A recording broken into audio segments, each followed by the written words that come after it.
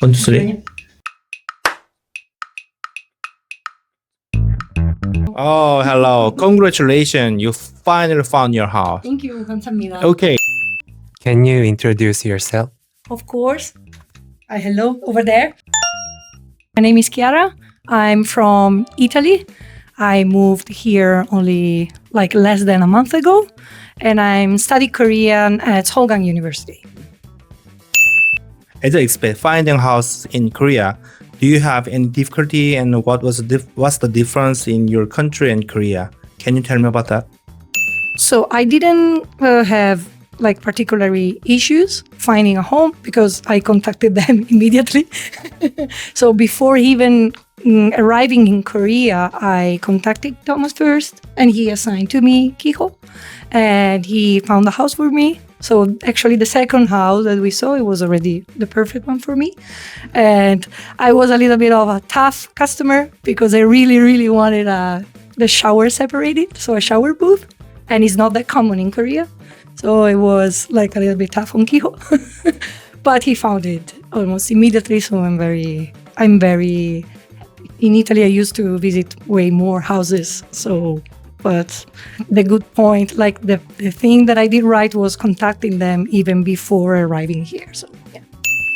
Then can you tell me more about your story or issues and your experience working with eXp Korea?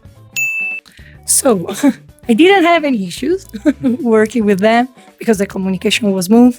I actually found about them on a blog where other foreigners were talking about you and how Thomas had them founding another home in the past.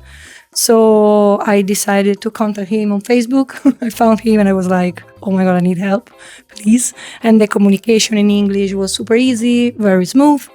And then also after he assigned to me Kiho, the communication also was very nice and smooth and easy. And then that's it. I didn't have any issue. So like you have to contact them, guys. Yeah, so, and do you have any comments like if expats who wants to stay in Korea, live in Korea, not only your estate but also other things In general. like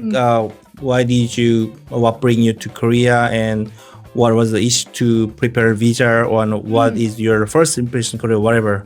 Any comment to expats who wants to live in here? I would suggest to prepare yourself quite in advance, especially financially, because if you're gonna be like on a student visa like I'm on a D4, you need to sustain yourself for at least 6 months. And after those 6 months, you can work, but only part-time. So I would recommend you to prepare yourself to save some money or maybe you have a remote job, which will be nice. But if you're going to be a student like me, they're going to be very tough on you on learning Korean. So prepare yourself in advance financially. And also about the renting part, there is a deposit system here. Usually the deposit is quite high. So I would recommend you to save some money and be ready for the deposit part.